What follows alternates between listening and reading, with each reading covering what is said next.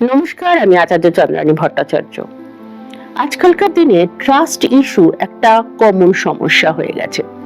প্রত্যেকটি বাড়িতে বা কম বেশি স্বামী স্ত্রীর মধ্যে একজন আরেকজনের উপরে আস্থা বা ভরসা সম্পূর্ণভাবে রাখতে পারছেন না, অথবা যারা প্রেমের সম্পর্কে জড়িত রয়েছেন তারা তাদের প্রেমিক বা প্রেমিকা রয়েছে তার উপরেও সম্পূর্ণ বিশ্বাস রাখতে পারছেন না।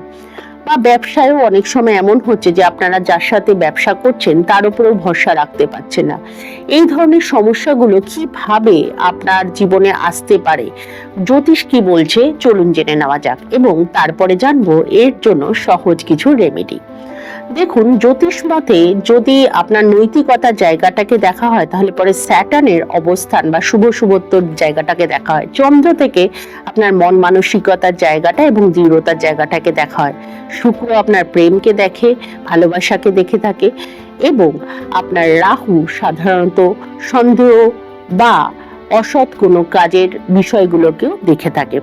তাই এই গ্রহগুলোর অবস্থানগুলো কিন্তু আপনার জন্মছকে কি হবে, কিভাবে রয়েছে সেটি দেখাটা দরকারি। এছাড়াও সপ্তম ভাব বা পঞ্চম ভাবের অবস্থানগুলো গুরুত্বপূর্ণ থাকে।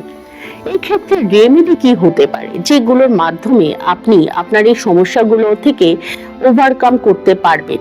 রেমেডি সেক্ষেত্রে আপনাকে অবশ্যই কোনো জ্যোতিষের সাথে আপনি যদি কনসাল্ট করেন সেক্ষেত্রে প্রতিকার আপনার গ্রহ সম্বন্ধীয় সঠিক প্রতিকার হবে। তবে ছোটখাটো উপায়ের মধ্যে দিয়েও আপনি কিন্তু এর রেমেডি করতে পারেন সাধারণভাবে। সেই উপায়টি কি? আপনি প্রতিদিন ভগবান শিবের উপাসনা করুন।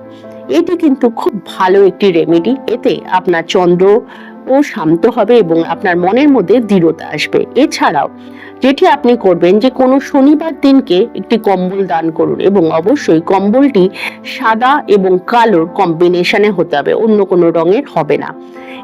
এর দ্বারা আপনার জীবনে যে সমস্যাগুলো আসছে সেই সমস্যাগুলো ট্রাস্ট সম্বন্ধীয় এগুলো থেকে আপনি মুক্তি পাবেন।